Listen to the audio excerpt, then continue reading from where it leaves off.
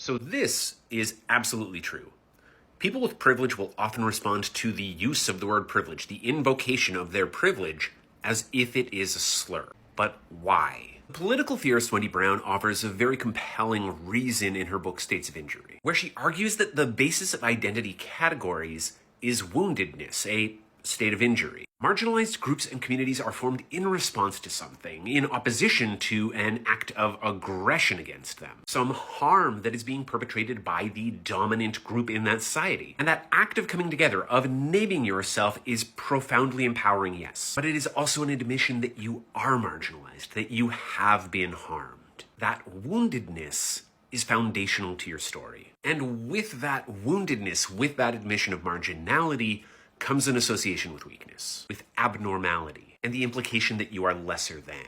And it is not difficult at all to imagine how easily that is then twisted and contorted and distorted into slurs. Conversely, there is a tremendous amount of power in not feeling the need to identify by any of these identity categories at all. A great privilege in not feeling marginalized or wounded. And so in your identities being effectively invisible to others, invisible to you too. What Marxist cultural theorists like Stuart Hall would call the universal subject, the person who's capable of thinking of themselves not as possessing race or gender and so on, but as merely human. But maybe this is all very abstract, so let's take a look at a message that I received yesterday in response to a video that I made about trans athletes, transphobia, and the film Ladyballers. Now the question here, of course, is whether I think that cis women and trans women are indistinguishable, but that is not at all what they actually ask. Intentionally or not, they've given cis women the normative position, the power